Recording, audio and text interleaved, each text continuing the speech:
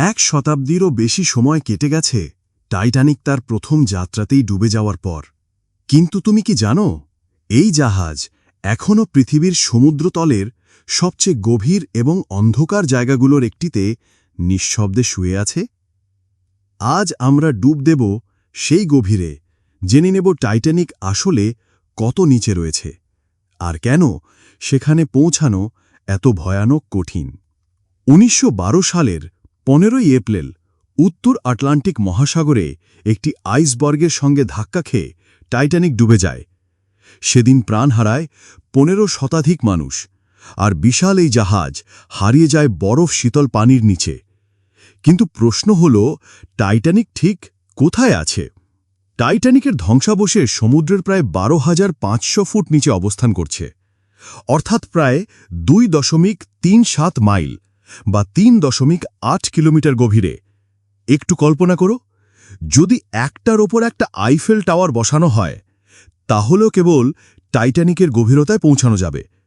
অথবা দাঁড়িয়ে আছো বিশাল গ্র্যান্ড ক্যানিয়নের ধারে, টাইটানিক তার গড় গভীরতার প্রায় দ্বিগুণ নিচে রয়েছে। এই গভীরতায় পানির চাপ অবিশ্বাস্য। প্রতি বর্গ ইঞ্চিতে প্রায় ৬,০০০ পাউন্ড চাপ পড়ে, মানে প্রতিটি বর্গ ইঞ্চির ওপর একটি বড় ট্রাকের সমান ওজন চাপি দেওয়ার মতো। এ কারণে সেখানে অভিযান চালানো ভয়ঙ্কর ঝুঁকিপূর্ণ। কেবল বিশেষ সাবমেরিন বা দূরনিয়ন্ত্রিত রোবটই এত গভীরে টিকে থাকতে পারে। টাইটানিকের অবস্থান কানাডার নিউ ফাউন্ডল্যান্ড উপকূল থেকে প্রায় ৩৭০ মাইল দূরে।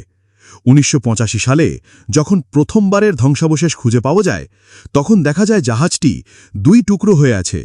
চারপাশে ছড়িয়ে আছে আসবাব আর ধ্বংসাবশেষ।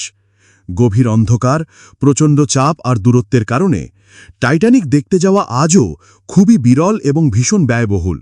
বলা হয়, যত মানুষ টাইটানিককে নিজের চোখে দেখেছে, তার চেয়েও বেশি মানুষ মহাকাশে ভ্রমণ করেছে। তাহলে টাইটানিক আজও সমুদ্রের প্রায় ২.৫ মাইল গভীরে শুয়ে আছে, আমাদের কাছে অপ্রাপ্য এক কবরস্থান আর মানব স্বপ্নের ভঙ্গুরতার এক চিরন্তন স্মারক।